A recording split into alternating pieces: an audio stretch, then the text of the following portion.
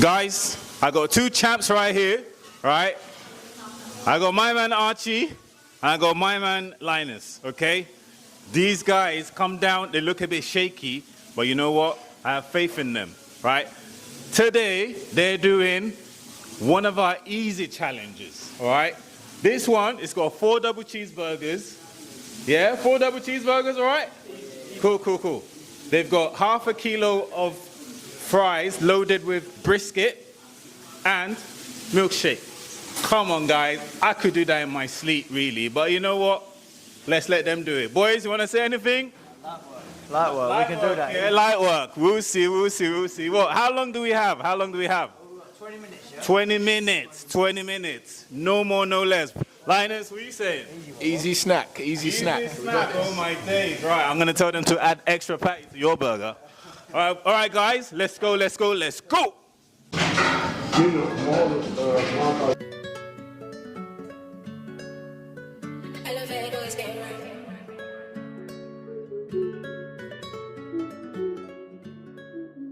Yo, what's going on? This is Lightning Linus Shadofia with Archie Sharp, and this is Beyond the Ring.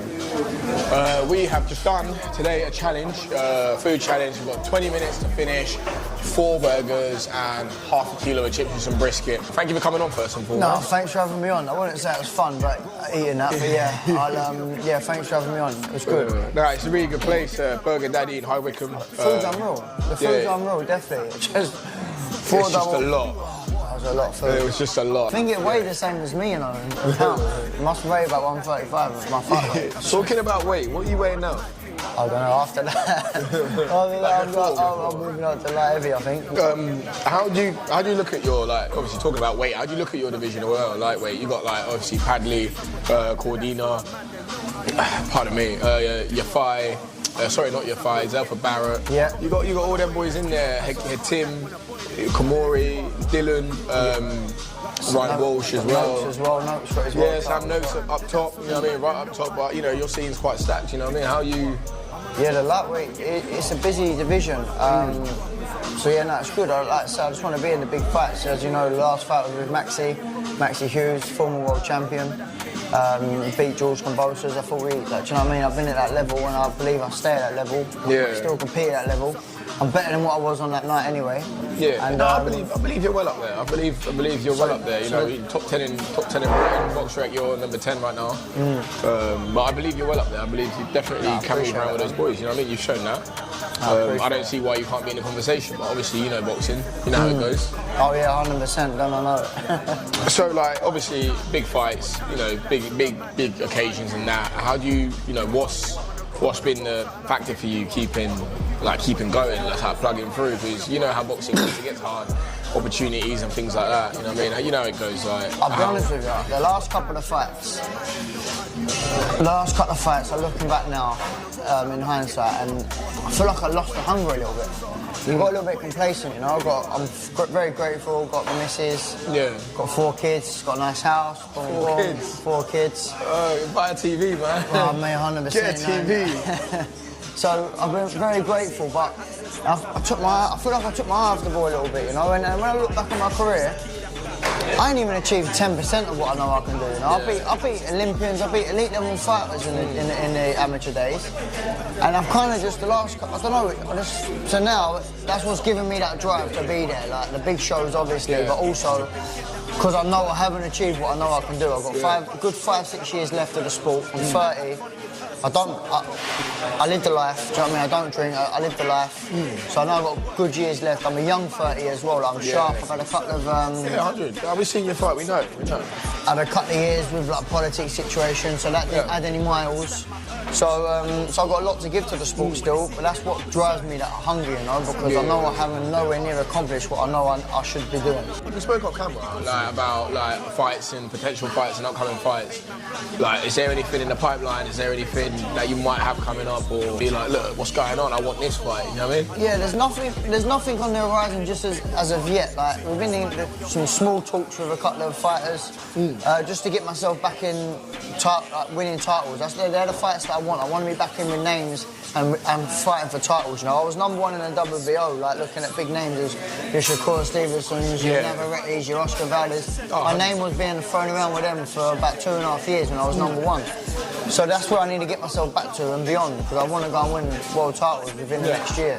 But say, like you said, in 5-6 years, like when you're like, you know what, I've done what I need to do. What does that look like ideally for you? Like, I'd be very, very, very disappointed if I didn't win a world title at least in 2 weights. I'd be very disappointed, 100%. I should have done it. I should have won a world title at super featherweight. Yeah. I believe I was #1 in WBO and a brilliant time for me in the WBO. When I was #1, my weight was good. I was a super featherweight fighter.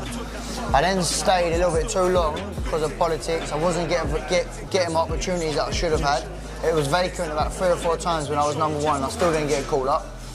So then I decided to fight Ryan Gardner at the O2, because of the platform and opportunity. Yeah. I was a 1.5 years overdue staying where I should have been. I should have been lightweight. So what would you mean? Like you were dead at the weight? Dead at the weight. I was moving. I was making my miss, and I was winning the fight. And then the head clash happened. My feet were gone. My legs were gone. And then I fought boxed Ryan's fight. Yeah. And that's how I won. But there are definitely 2 things as well before I end my career. I need to redeem them 2 fights: Maxi Hughes and the Ryan Garner fight. Yeah. Sure. So they'd be perfect. They need to be at the right weight. I can't be killing myself to fight Ryan at 130. That just ain't happening. If we boxed at 5 times at 130, you beat me 5 times at 130. I'm not a 130 fighter anymore, you know. No, fair play. Fair enough. What's been your favourite bit? Because we had 4 burgers. We had the brisket and the chips. What was your favourite bit? If there is a favourite bit. Have you had the milkshake yet? The milkshake's good. A good milkshake. The milkshake's alright. I ain't gonna lie, the milkshake's good. The food was good overall as well, but I don't know, mate, about.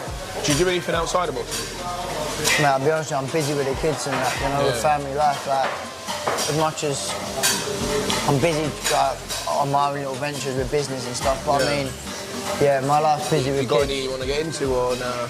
What in the sense of business? Yeah, like I've got a flooring company there. I've got a few things and that, but mainly now I'm solely focused on the boxing. I took my eye off the ball the last couple of years, opening companies and doing what I was doing, and it kind of sidetracked me a little bit. That's what I was saying with the hunger. Kind of rolls back what I was saying, because I had other avenues working with my companies. I kind of slipped off, like, for example, the Ryan Garner fight. Morning of the weigh, and you know yourself, making weight. It's bloody difficult, man.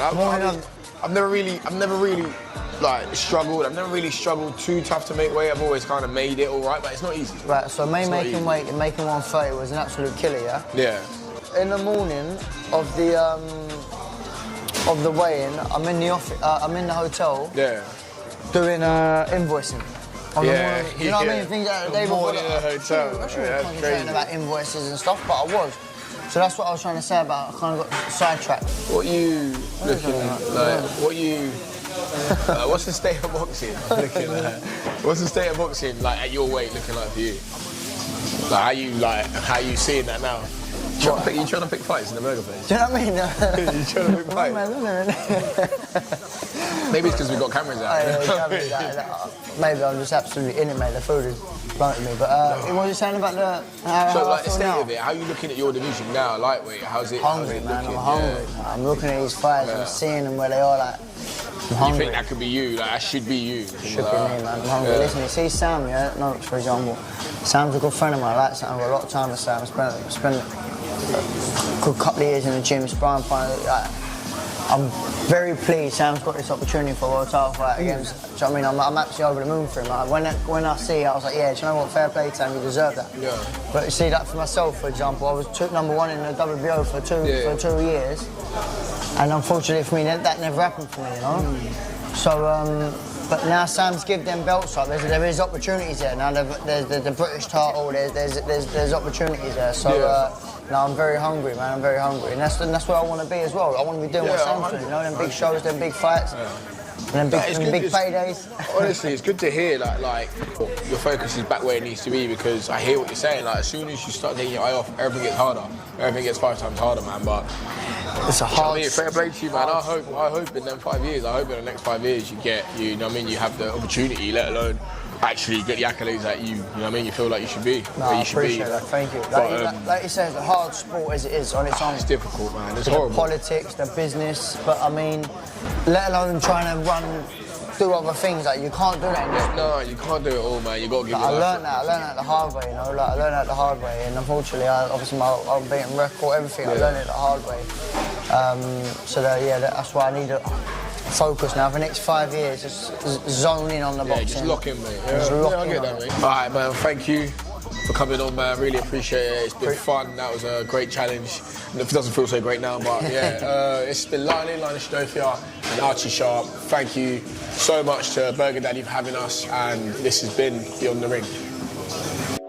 Hey, if you want more options, just hold up, cause I got them talking about guap options. Old Ty Ruben, he try show man stock